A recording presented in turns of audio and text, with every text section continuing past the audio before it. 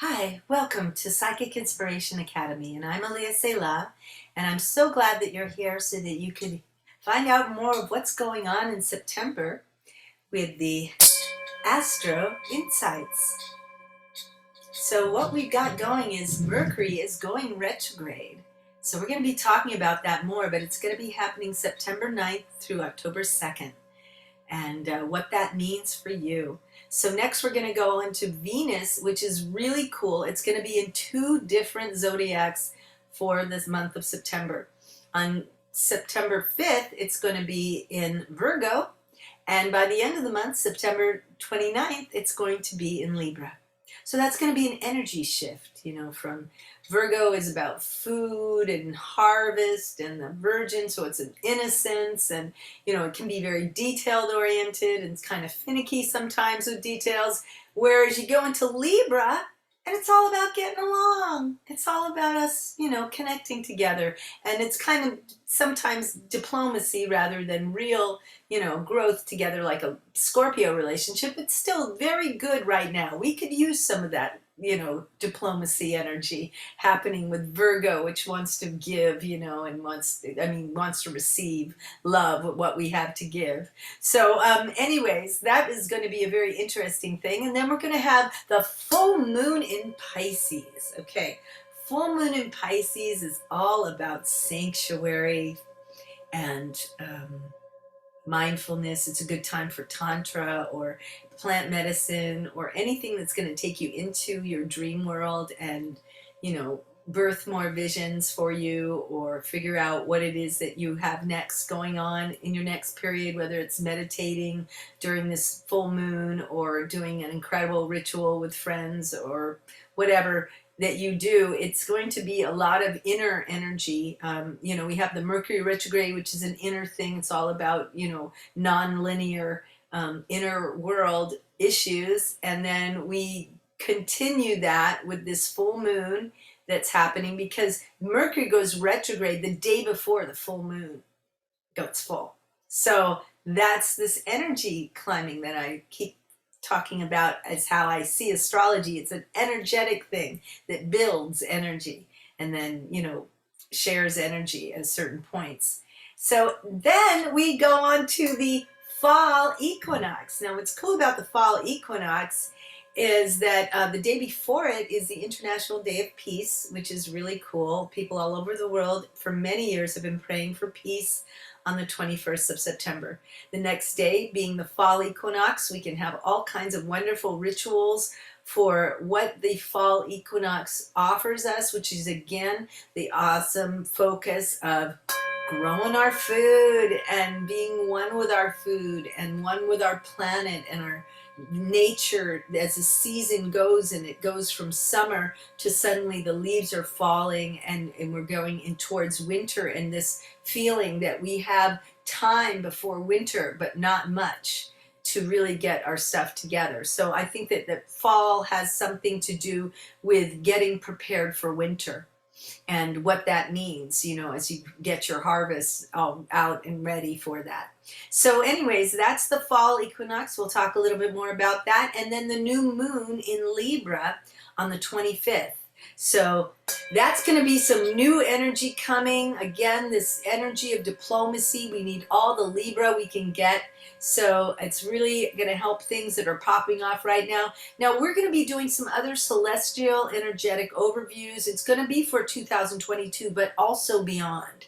I'm showing some of the overviews of the outer planets and how things are going to be shifting, so that I can keep giving you that information so that it kind of, you can see what the patterns might be, and always reverse, or take a snapshot of the stills that I'm making so that you have a record of the timing it is that's happening. Or you can get your own ephemeris, and then you'll know exactly when things are happening. I love it. I love teaching astrology. I think that authentic life astrology has something that is really good, and authentic for us to guide our intuition into helping us make the most authentic life choices in astrology, using a visceral vibrational approach for intuitive people who have that gift. You have that ability already as an empath, as a psychic, as a light worker, or as a starseed. indigo, artist, healer, parent. There's so many things that really relies on our intuition so much more. So as we get aligned with these symbols that are happening in the celestial bodies, moving and ebbing and flowing as they do, we get in tune with them more. And that's when synchronicity just starts popping off all the time. As you get more and more in tune with what's happening with the celestial planets and what's happening in your own life, and how you have found something that you have to offer, that you have plenty of energy to give, that's what this is all about. Astrology can help you with finding your life purpose that you see in your chart. But it can be found there. The traits and the qualities can all be seen. And then how you get along with other people, comparing your chart to someone else, that's relationship chemistry, or I like to say relationship alchemy, when you really know what you're doing. So basically that's going on. And then timing, just the celestial timing of cycles. So those are the things that astrology can help you with. If that's something that you're interested in, come on in and let's look at what's happening in September. So as I said, the first thing is that Mercury retrograde that's going to happen at September 9th, and the next day is that full moon. So we have this Mercury concept of, a lot of people, Mercury retrograde, but no, Mercury retrograde is not bad. It is simply just a understanding that linear things might change because it's your plans that change. It's when you try to make linear things and linear decisions, like this is going to happen, and you're not flowing with what's coming towards you, that you might want to, compensate right or left for. And so that's what the retrograde is about. Let's review. Did that really fit as well as you thought it did? And so Mercury is connected to thought, trade, communication, and treaties. So we might see some of that treaty energy happening. I would certainly love any kind of peace treaty happening, as we all would. So let's just send a prayer out for that one. So retrograde means review and integrate in preparation for when it goes direct again. So you have this amazing thing that's coming up here that all of us are really, I know that it probably happens, I just haven't heard of it that much, but we have 2 zodiac signs for Venus in September.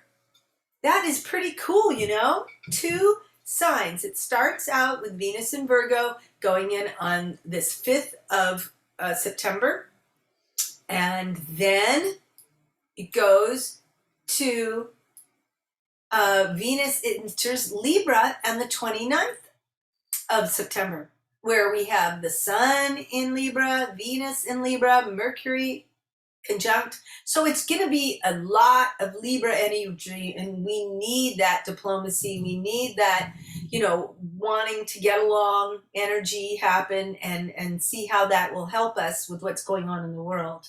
So what we have here is we have the moon and south node in Scorpio, and it's opposite Uranus and the north node in Taurus, which were the 2 parts of the Taurus triad. I'm just calling the Taurus duo because Mars has mosey on, it's gone to Gemini. So it's not there anymore, but it's kind of interesting. And when I look at a chart, the first thing I look at is the lines and how pronounced they are. Are there a lot of them? Where are they pointing to? Which planets are not included? Which ones are included? And how are they included? How are they clustered?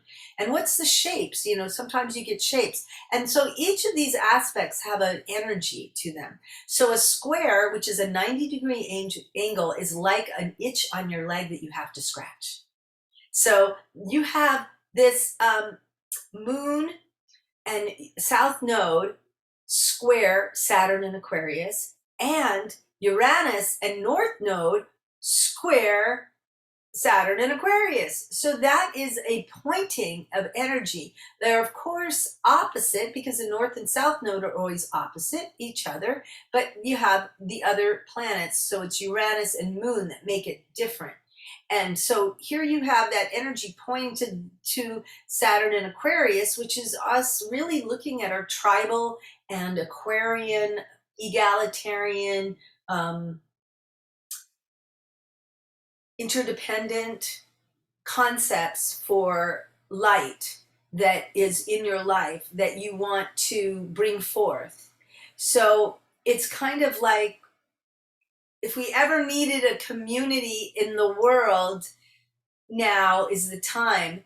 However, we want it to be a just situation, not totalitarian government, but a just world that works for everyone. So that's what I'm holding a vision out for. And I believe that that's what both of these are pointing to. So you'll see by the end of September, if there's some real community issues that are coming up, and you see this like Uranus sudden changes with growth, and the moon really giving the emotions, the heart energy with the South Node pointing to the vision of Saturn in Aquarius. So that's the goal that we have there. So the next thing we have here is that we have our full moon, which is the next day after Mercury goes direct on the 9th.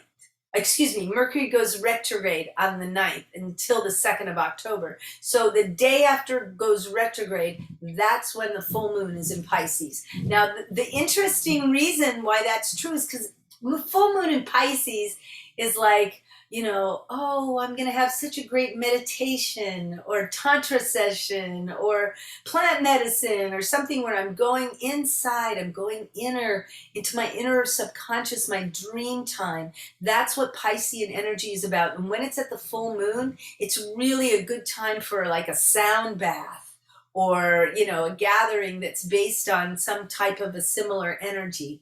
So we look at this because the moon reflects into the water. And that's what Pisces is reflecting back, the water, and seeing how the moon print is so there and present for us when it's full, the emotions that we feel. And the sun has aspects to several things. Sun is square Mars in Gemini. So it's square Mars in Gemini here. And it's also trine Uranus and Taurus. So it's trine Uranus and Taurus here. And then the sun is also opposite Neptune and the moon. So it's opposite. And then it's also trines Pluto. Here we go. I don't know why it's a broken line, but we have Pluto there in Capricorn, trining also the sun. So that's a lot of energy coming to the sun. As you can see that there's a lot of energy in the chart going that direction. And then there's Mercury here, which has Jupiter and Mars, has aspects to each of those, so that we have an opposition and we also have a trine. So it's interesting. And then there's the moon that's aspecting with the Pisces moon as square Mars and Virgo. And that's here. And then it's also sextile Uranus and Taurus. So there it is. So then you've got the North Node conjuncts Neptune in Pisces and the moon. And then, as I said, Mercury in Libra, trine Mars in Gemini. So that's here. And then we have that it opposes Jupiter in Aries and Venus. So Jupiter in Aries here and Venus in Virgo. So we have that going on. It's square the Mars and Jupiter, as you can see. So Saturn square Uranus and Taurus, which is again the North Node and Taurus are there together still. And as you can see here. And Neptune in Pisces is sextile Pluto in, so that's right here. So next, these are sextile each other, Pluto and Capricorn. So there's a lot of connections. A sextile is a positive 60-degree angle. A 120 is an opposition. So, you have one side and then the other side until they slowly come closer to the middle. And then the lesson of a sextile, I think it's just to have a harmonious connection. Whereas a trine is a 120 degrees, and the trine will have a more stronger, harmonious, but it can be if like it's all the signs of that element. So if you have an earth grand trine, a water trine, you know, an air trine, so then that'll be a lot of energy, and it can get complacent when you have a grand trine, although they can be also really wonderful. I would say that this full moon is really about sanctuary, awareness, and cultivation, and sharing that.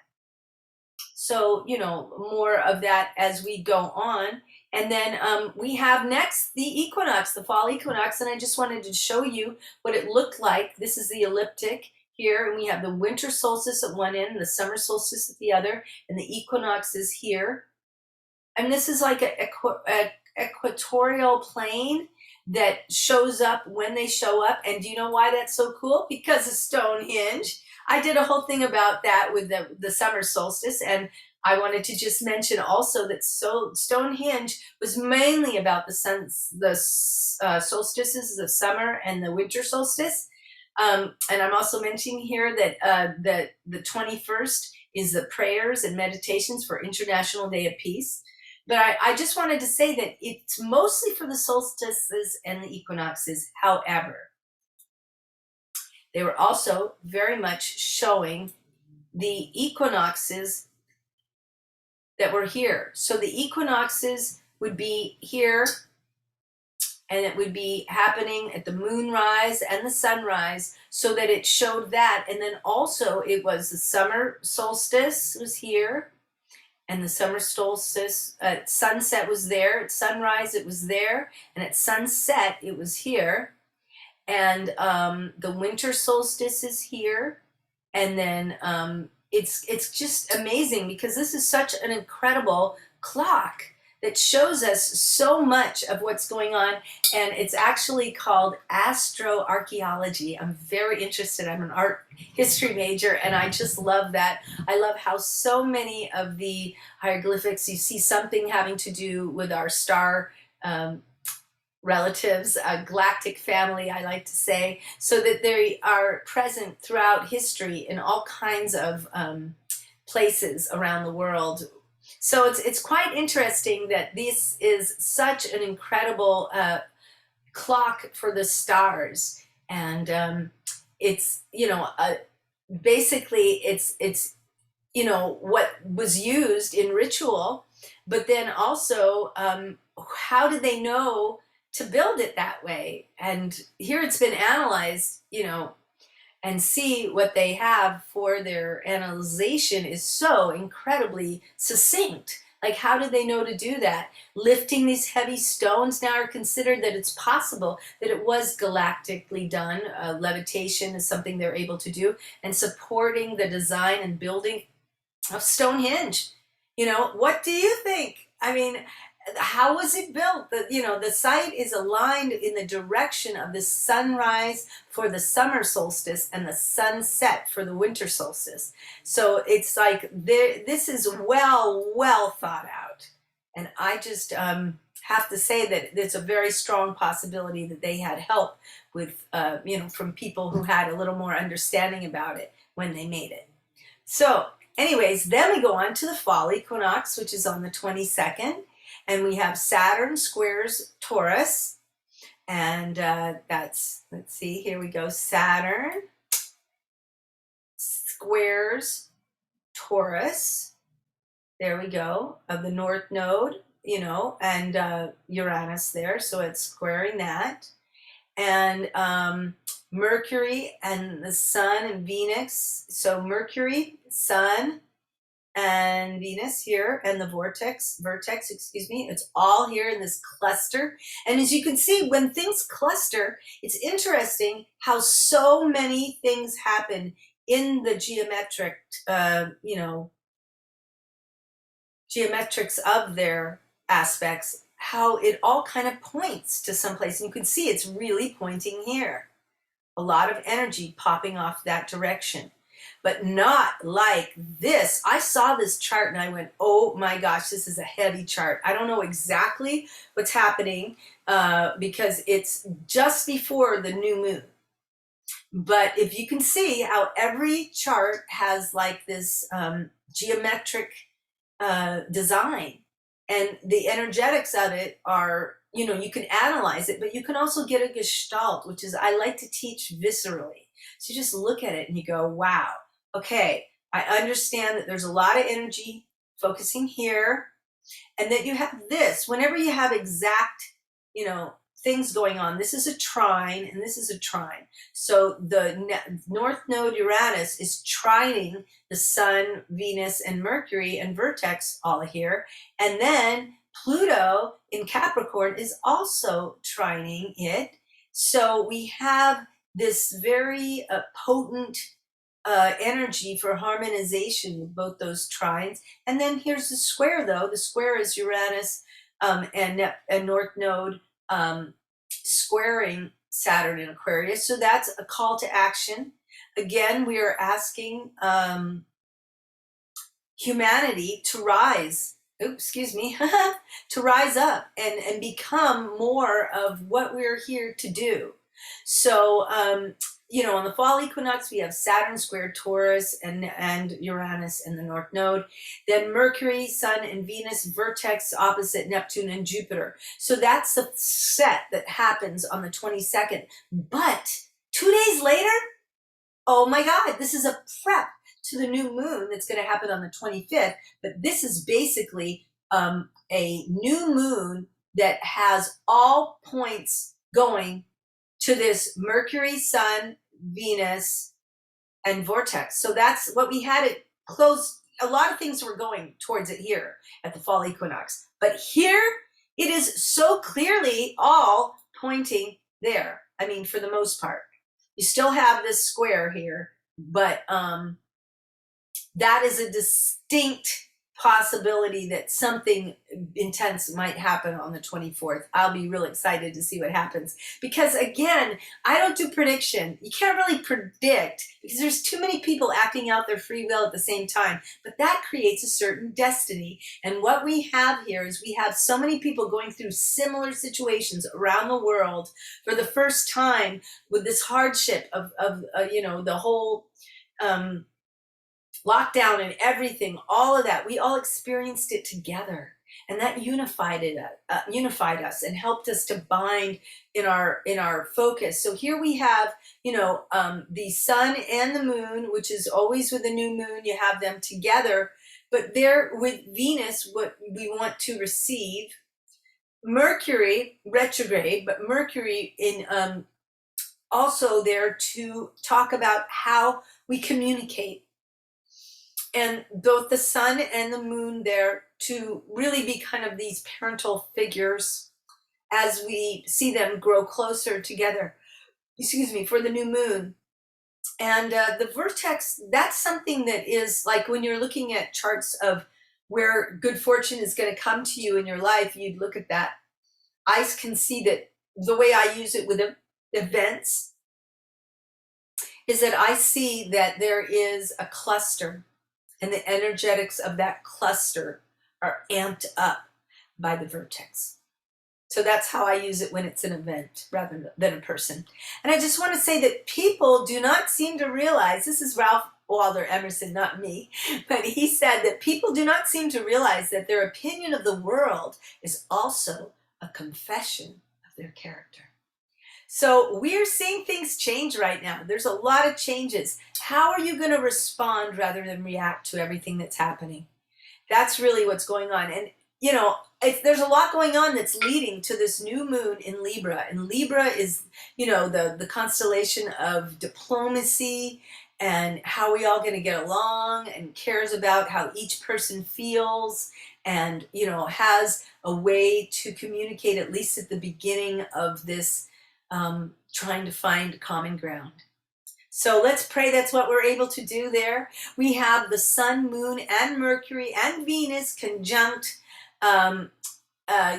right here with the moon there, opposite Neptune in Pisces and Jupiter in Aries right there. And you can see that we have this aligning to both of them. And then we also have Pluto in Capricorn that is also giving trine energy to that same cluster. And so that's something I like to look. And then sometimes there's almost like here, there is a star kind of a star there, kind of an energy popping off. So I'm seeing that there's a lot of energy that's mostly focused on this. So that would be the most important part. But these are the parts that are holding it and pointing to it. Pluto, Neptune, and Jupiter are all bringing energy to it. We still have this Mars, opposite Saturn in Aquarius. So that's going to be, a positive. That's a trine. And then Uranus is still opposite Saturn in Aquarius with the north node there. So that's going to be a call to action again. So we're getting a lot of these squares because it's really important for us to have this awareness that we are finding our way through some very thorny times. They're going to look back and they're going to go, oh my gosh, I can't believe how those people survived all of this. And we're going to be seen as like heroes for the ones who stuck together, grew our food, wouldn't do the Great Reset, stood up against the oligarchs. We're going to be seen as the heroes for the future generations. And it's just a matter of us coming together, use this new energy to plant seeds in your garden, to plant, visions that you have for your future, to plant things that you would like for your children, their lives. Start things moving in that direction as if it's already started, and you will see it coming about with ease, much more so. Visualize it. Visualize it as you're going to sleep and as you're waking up. Use that potent time to visualize what you want in your new moon in Libra. What does that mean for you? Where are you headed? So Mercury conjuncts Venus in Libra. Then it opposes Neptune in Pisces and Jupiter in Aries. So that is a very important time for us to see that this Mercury energy of communication and the Venus, Libra is a time for us to find a way to make it like our ideal.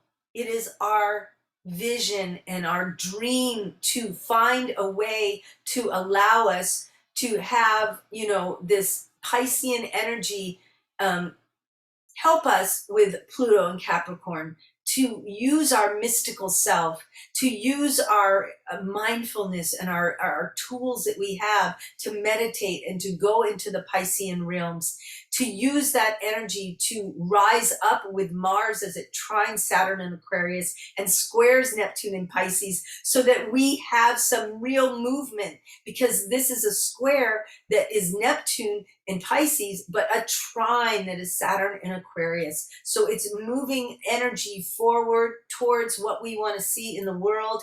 And I'm really happy to see there's so many things that are shifting. This is an overview, a celestial energetic overview. And it all kind of started for me with Jupiter in July 28th, when Jupiter went retrograde in Aries at 8 degrees 43 minutes. And the new moon was in Leo at the same time as Jupiter went retrograde. So that kind of brought a new birth energy coming in. And then Jupiter's going back into Pisces October 28th. And then it will be back in November 23rd. It will go direct 28 degrees 47 minutes of Pisces.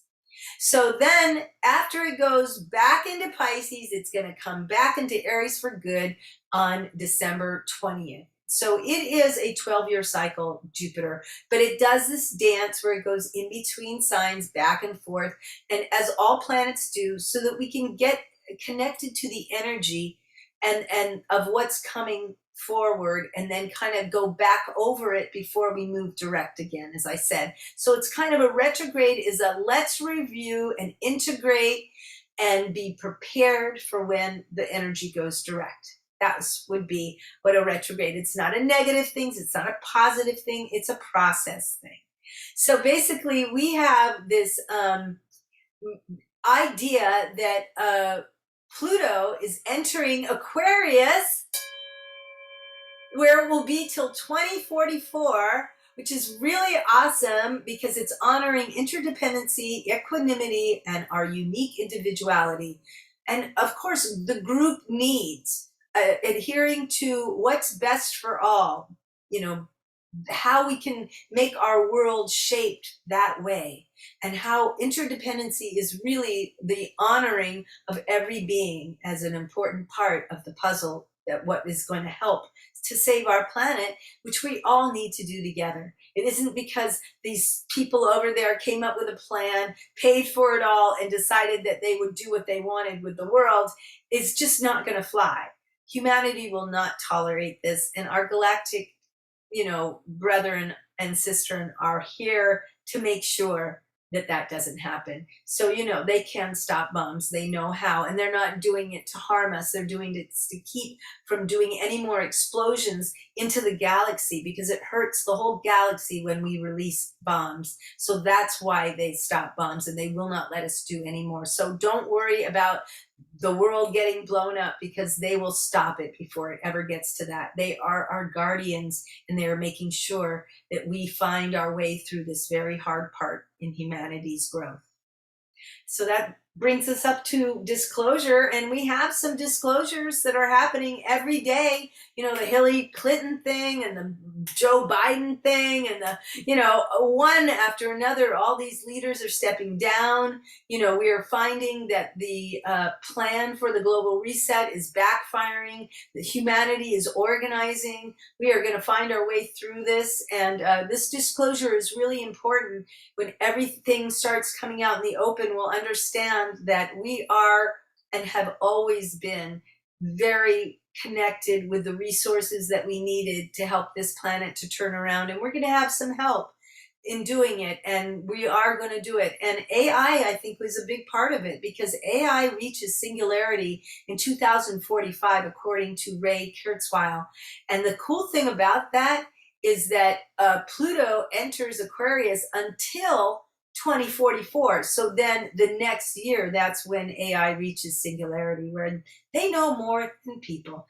And I'm sure if we've done our programming and done it all correctly, they will be better stewards of the earth than us. I just hope they won't turn on us for turning on the Mother Earth and her needs. But hopefully they will have a good understanding of history and understand that it was not done by very many people, that a certain small group of people decided to do what they could to make as much money as they could, even if it didn't help the planet or the people on it very much at all. So this will be written into history. We will be considered the ones who came here to help this transition. So blessings to each of you for being here at this time, for coming here to deal with all this stuff that needs to shift. March, October, that's going to be a time between March and October 2025 when Neptune enters Aries. So as they try to still do the Great Reset, that's when it goes into Aries, and we will not comply. There'll be too much of pioneering and solutions and breakthroughs and stuff. They will not be able to keep up with the innovation that's going to be happening. That is what's coming with Neptune in Aries. That's what's happening. It will be there from January 20 to 26 and 20 to 38. So that is a pretty large span that we're going to be seeing Mars, energy, because this is the Aryan energy, is that Mars energy. It can be aggressive, and that's because Mars rules Aries, but it's not necessarily aggressive so much as it's innovative, it's progressive. We are moving forward, and we will not be domineered by people who have a faulty plan that is not even green, that they're saying they're saving the planet and they're torching it, and they're calling this greening the planet when it's totally not. And it's all going to come out, and this will rise up, and the people will win this battle. Now, in 2023 to 2024, Uranus goes into Gemini, and it's going to stabilize 2032. And I want to thank Braca Goldsmith for this information. She's a wonderful, brilliant astrologer, as is Pam Gregory and the others that I found, there's so many wonderful astrologers at this time, especially I must say women who haven't always been in that role and giving that spirituality to astrology that was so much, I think, needed. Sometimes it can be kind of, more predictive and domineering and such. So I think that there's this beautiful feminine energy that's happening with the astrology that's of the new earth. So this new earth astrology, these midwives of it, Braca and the others that have just been very inspirational for me after doing astrology for 3 decades. I'm really happy to see this wonderful voice rising of the female perspective with astrology. So what she said is, she said, we're going from earth to water, from Pluto and Capricorn, earth, to Neptune and Pisces, water. So from that to fire and air with Neptune in Aries. And we're going to have some fire with the Aries energy, and then that air is going to really help us to get perspective and learn how we can all get along. And that's what astrology is here for. It's here to help us to get along. So that's what we've been doing more and more, and I think there's a lot of innovation happening. I want to thank you for coming here and enjoying this September look at what's happening with Authentic Life Astrology. And I'll just cover myself up here. Thank you so much for joining me, and I look forward to you hearing some more of what's going on. And please let me know if there's anything you want me to talk about. Put it down in the comments below. And if you're interested, get a Transparenting Tarot reading. It's free 24/7. You just go to Transparenting Tarot, transparenting.net/tarot. It's down below so that you have a link, and you will go there and you'll have all the cards. You pick the cards. The computer only shuffles the deck. And pick 3 cards, then press on the cards again. You'll have the meanings. And then if you put your email address, it'll come to me, your reading, and I will add it up and do the I Ching for that. And if you give me your astrological information, I will also add a little personal information for you, just for interacting in this wonderful awakening of the new earth. So blessings to you. Thank you for enjoying Astro Insights. Peace.